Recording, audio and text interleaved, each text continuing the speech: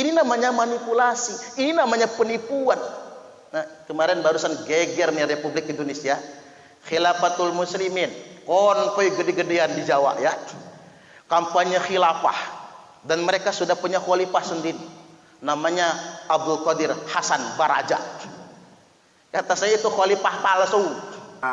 Semua embel-embel khilafah yang dikemukakan di permukaan hari ini, yang diulu-ulukan oleh orang-orang tertentu untuk membius masyarakat muslim yang memang mayoritas banyak di Indonesia ini, itu hanya bualan belaka, hanya sampah yang ujung-ujungnya adalah untuk kepentingan politik. Yang waras tidak boleh mengalah terhadap mereka, para pencoleng-pencoleng agama yang menjadikan agama sebagai alat politik.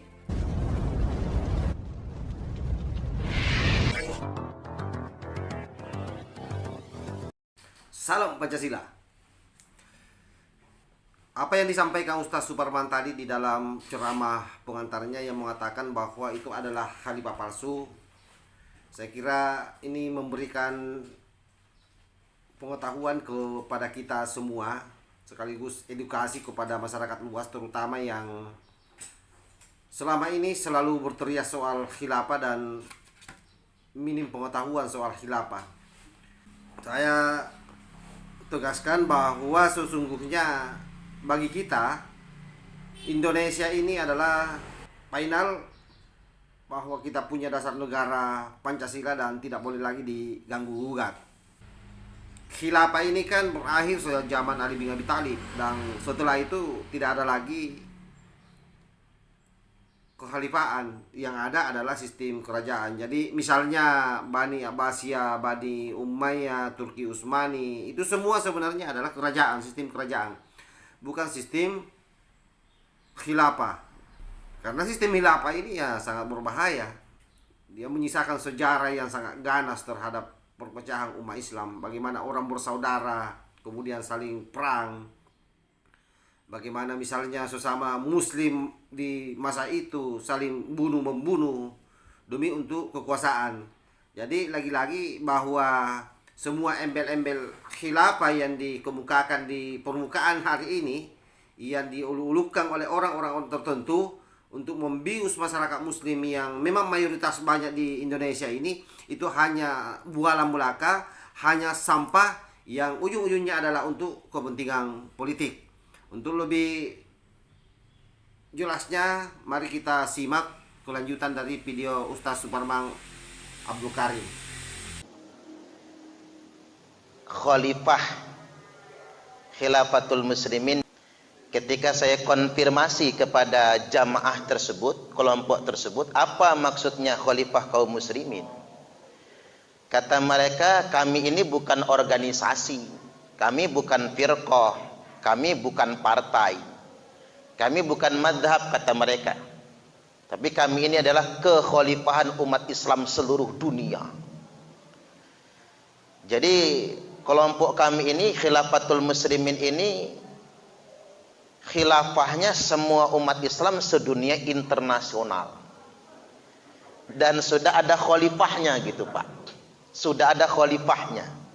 Mengomentari hal itu menurut saya itu fatal sekali. Mengapa fatal? Dia masuk dalam kategori khalifah palsu. Menurut hukum Islam, apabila ada khalifah palsu, maka faqtuluhu.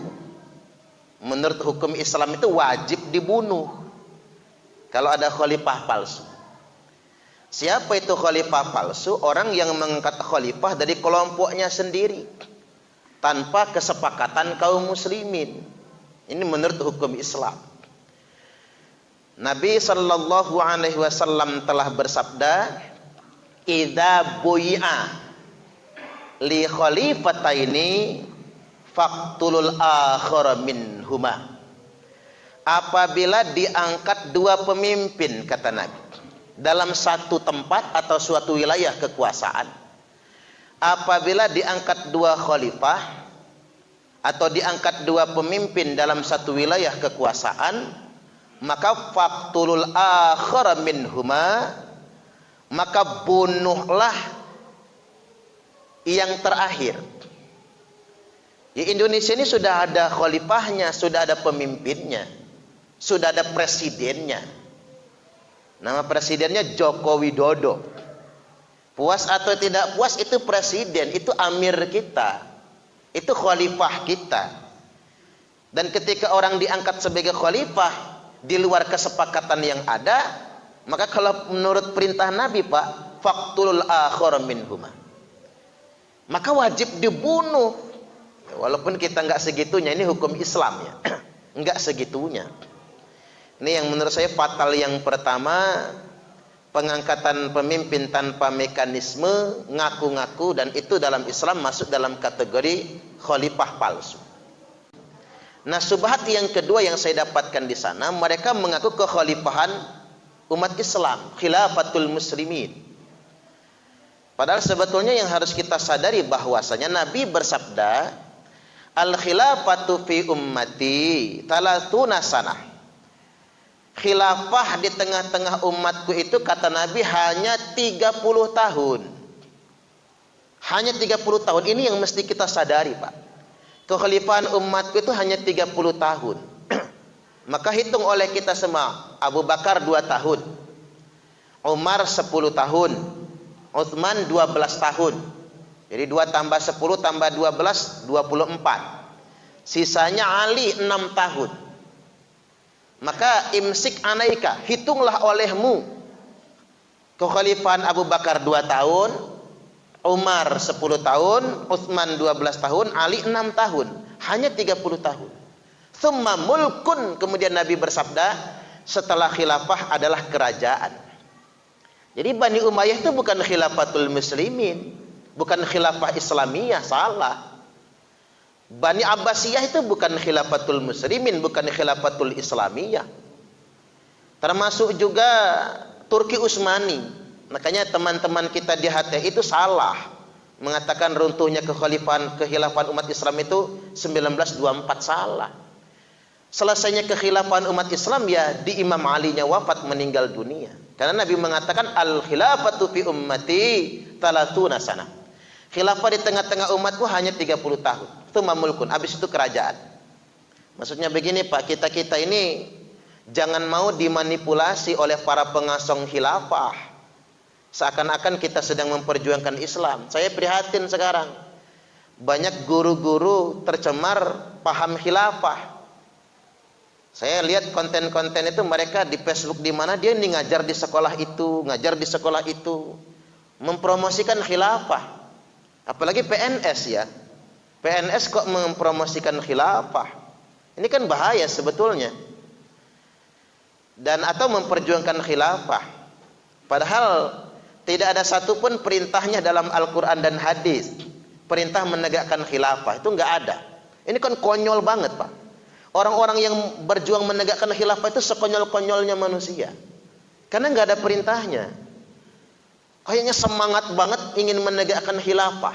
Padahal nggak ada perintahnya kan. Kita semangat untuk sholat ke masjid karena ada perintahnya. Kita semangat sholat subuh ya karena ada perintahnya. Ini memperjuangkan khilafah dan rela berdarah-darah. Padahal nggak ada perintahnya. Nah sekarang mereka ngeles sama saya, Ustadz, emang nggak ada perintahnya. Tapi kan nggak ada larangannya, ngeles nih Pak. Udah ngaku dulu kan nggak ada perintahnya, tapi kan nggak ada larangannya. Gampang ngejawabnya. Orang yang hendak menegakkan khilafah atau orang yang hendak menegakkan daulah itu sama saja dia hendak membubarkan negaranya sendiri. Disitulah letak larangannya. Karena dia akan memberontak kepada negaranya sendiri. Bughot itu namanya. Coba gara-gara khilafah, Pak, ISIS kan menegakkan khilafah, daulah Islamiyah, Irak, Syria. Sampai sekarang ancur-ancuran kan Irak, ancur-ancuran Suriah itu, gara-gara pengasong-pengasong khilafah ini, pengasong-pengasong daulah. Jadi betul secara zahir tidak ada langsung larangannya, tetapi jelas sekali itu sangat bertentangan dengan syariat Islam karena mereka hendak membubarkan negara.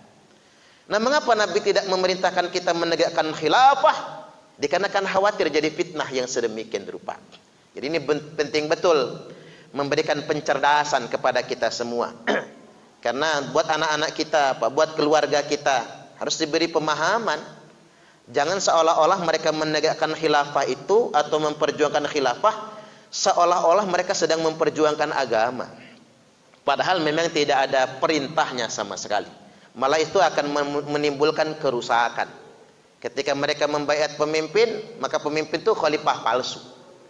Malah kata Nabi, kalau umatku itu sudah menyerahkan urusannya ala rajulin wahidin, kepada seorang pemimpin, maka kalau ada pemimpin-pemimpin baru yang mendeklarasikan dirinya setelah itu, halal darahnya, boleh dieksekusi.